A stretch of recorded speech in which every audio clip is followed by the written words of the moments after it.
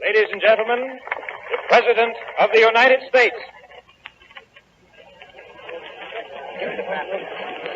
Commissioner Creel, President Cutler, friends of the Golden Gate International Exposition. It is a far cry from the delightful little city of Key West to the Golden Gate. In a few minutes, I shall be on board the United States ship Houston, on my way eastward to take part in the fleet maneuvers. Although I have commissioned Mr. Roper to act and speak for me in the ceremonies that mark the opening of the Golden Gate International Exposition, I cannot forego this further and more personal expression of my deep interest. From what I saw with my own eyes last July, I can well imagine the beauty of the completed undertaking, and I look forward with real eagerness to the visit this coming summer that I have promised myself. Were the West and things Western less close to my heart, I would still be constrained to wish the exposition a success even beyond the hopes of its builders, for the federal government is in close partnership with this national enterprise. One government agency has helped financially to build the Bay Bridge and the Golden Gate Bridge, both of them engineering marvels of the century. Another agency has helped with men and funds to raise this new island from the ocean bed. And still another has assisted in the construction of the hangars and other buildings that will remain when the exposition ends, and the site reverts to its intended purpose, a great permanent airport, immeasurably helpful to the commerce of the Pacific coast, and a vital and integral part of our national defense. Treasure Island, with an area of more than 400 acres, is America's newest insular possession. It is an outstanding example of territorial expansion without aggression. I am quite open and unashamed in my liking for expositions. They perform a distinct service in acquainting people with our progress in many directions and with what other people are doing.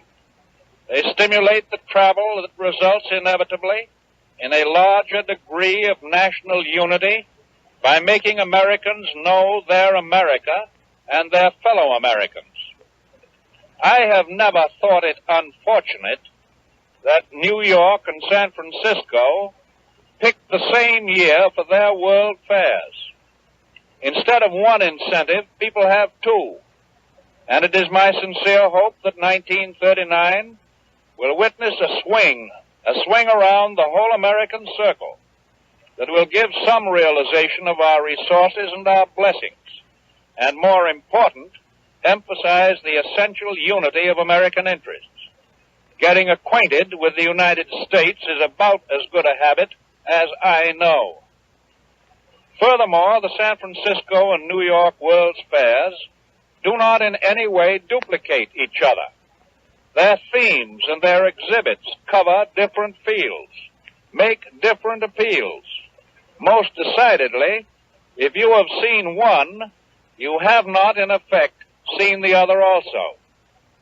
The 11 Western states who are partners in this exposition constitute a great area which is of incalculable importance to the prosperity of the United States.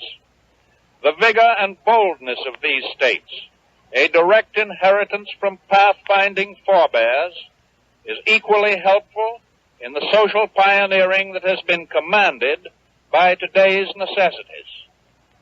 Many times, in the elaboration of what I call the good neighbor policy, I have stressed the point that the maintenance of peace in the Western Hemisphere must be the first concern of all Americans, North Americans, Central Americans, and South Americans.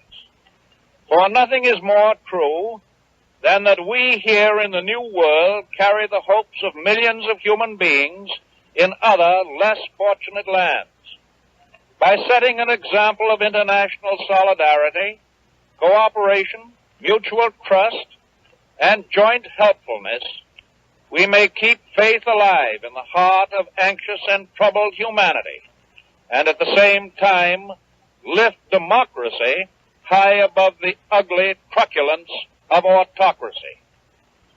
And so, when I wish the Golden Gate International Exposition all possible success, it is as an instrument of international goodwill, as well as an expression of the material and cultural progress of our own West and of our Pacific Ocean neighbors.